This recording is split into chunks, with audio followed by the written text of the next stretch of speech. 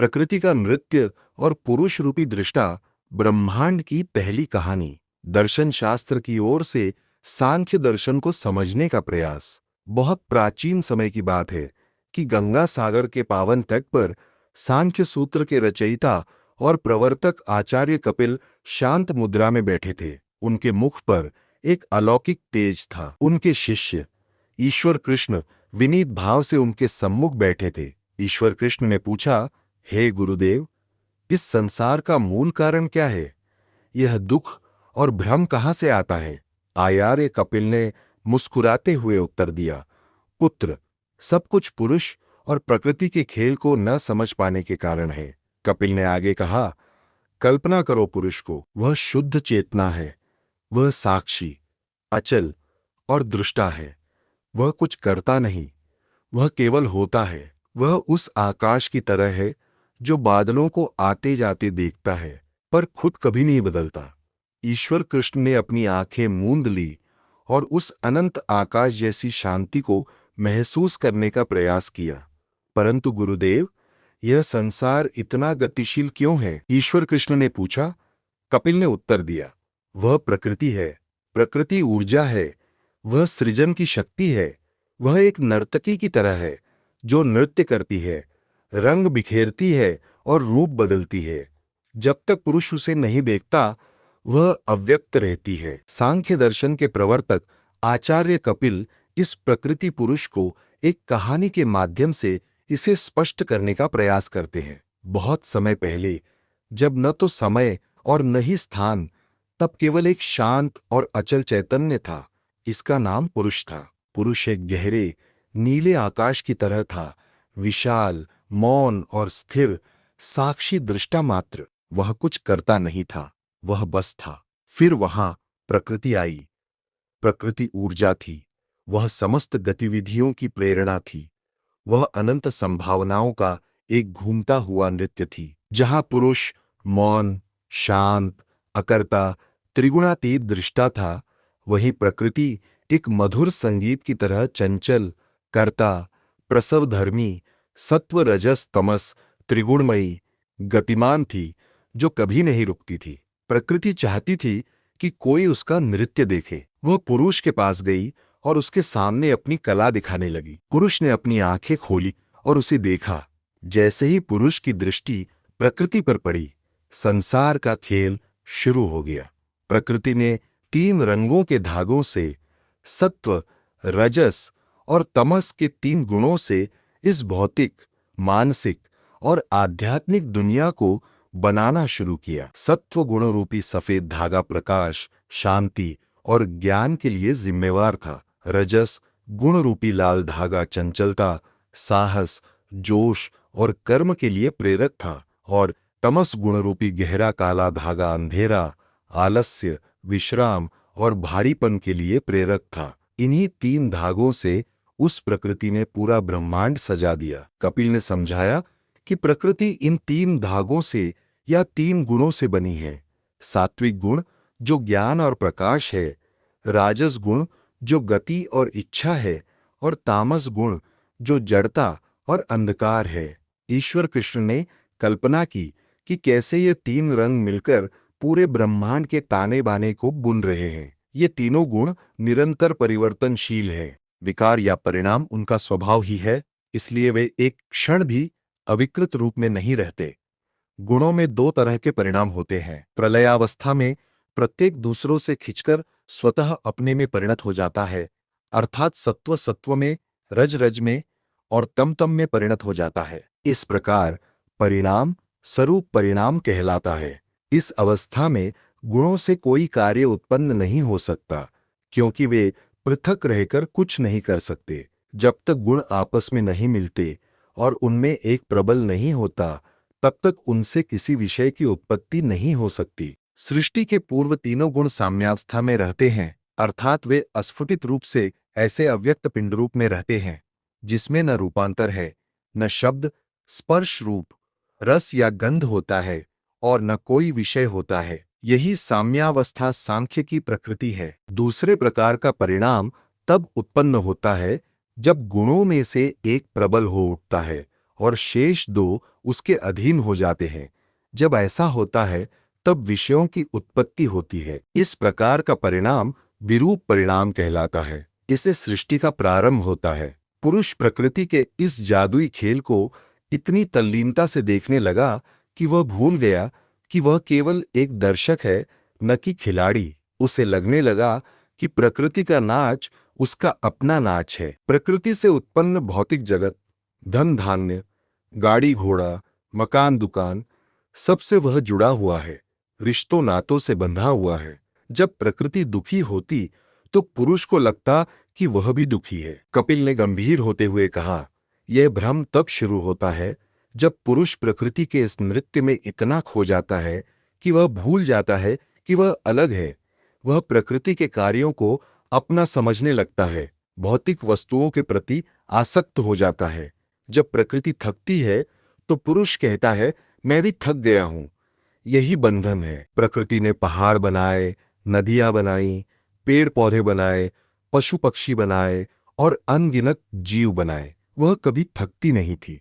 लेकिन पुरुष अब खुद को इस खेल में फंसा हुआ महसूस करने लगा। वह भूल गया था कि वह आकाश है जिसमें बादल आते जाते हैं, या प्रकृति जन्य वस्तुएं केवल आती जाती हैं। ईश्वर कृष्ण ने महसूस किया कि वे भी इस संसार की भागदौड़ और सुख दुख में स्वयं को वैसा ही फंसा हुआ पाते हैं, जैसे कोई सुंदर स्वप्न देख रहा हो और उसे ही सत्य मान बैठा हो। वे सोचने लगे कि इस भूल भुलैया से निकलने का मार्ग क्या है। तब पुरुष ने जन्म मरण के चक्र से छुटकारा पाने की इच्छा उत्पन्न हुई। आध्यात्मिक, आधिभौतिक और आधिदैविक रूपी त्रिविध दुखों से शाश्वत मुक्त होने की इच्छा उत्पन्न हुई। फिर पुरुष ने गहराई से विचार करना शुरू किया।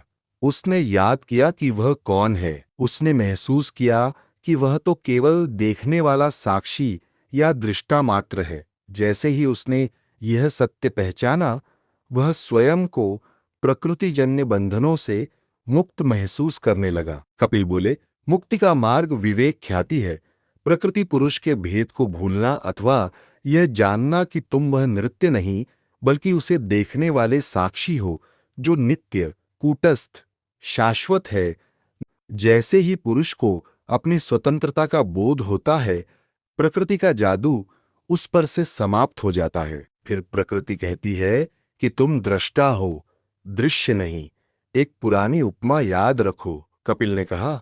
जैसे एक नर्तकी तब अपना नृत्य रोक देती है जब दर्शक उसे पूरी तरह देख और समझ लेता है, वैसे ही प्रकृति भी उस पुरुष के लिए शांत हो जाती है जिसने सत्य को जान लिया है।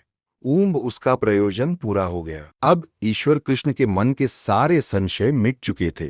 वे जान गए थे कि प्रकृति का यह संसार बुरा नहीं है।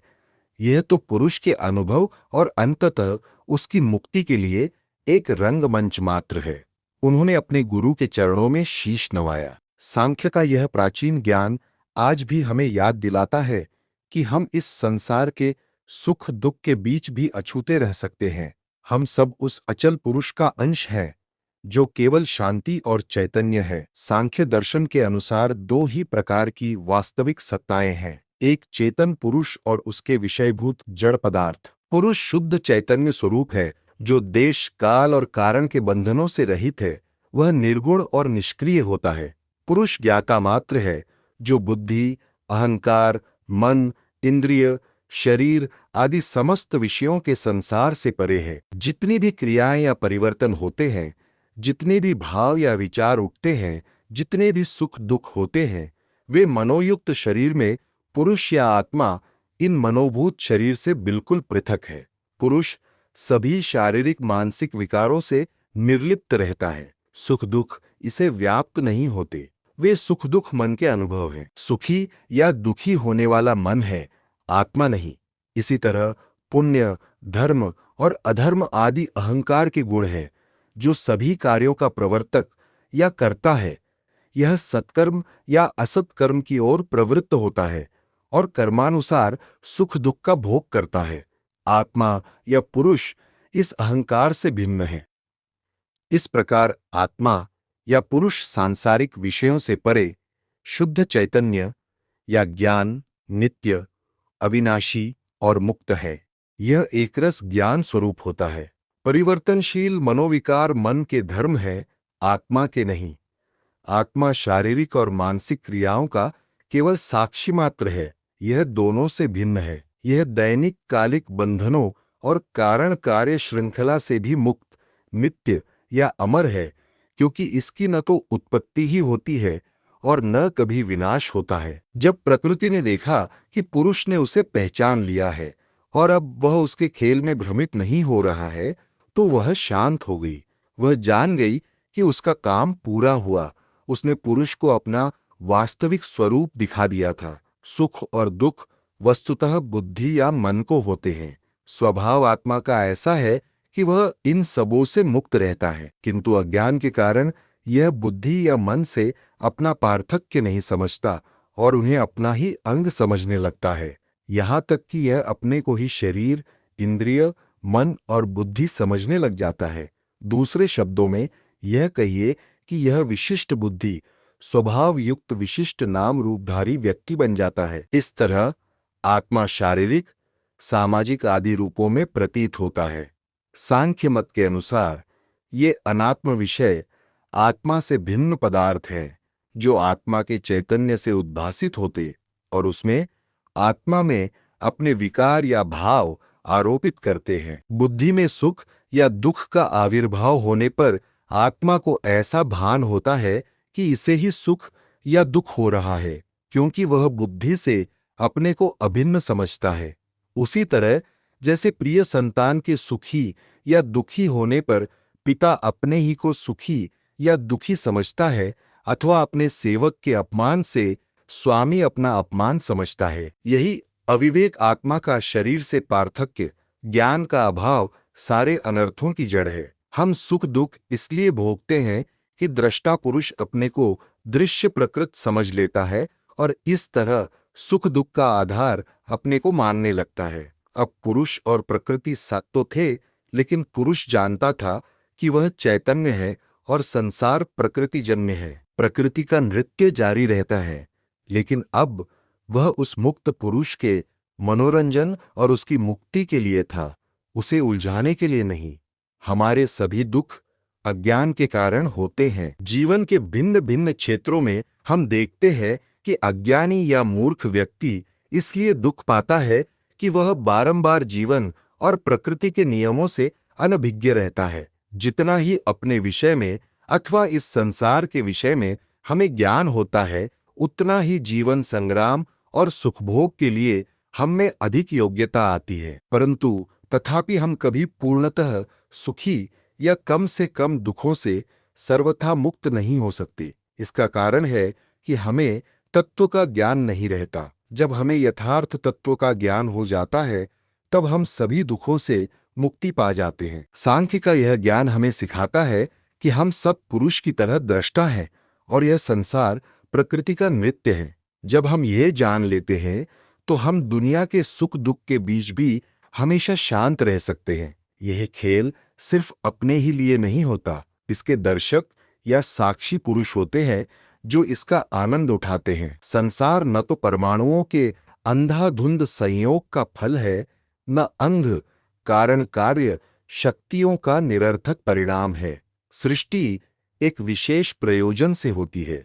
इसका उद्देश्य है नैतिक या आध्यात्मिक उन्नति का साधन होना।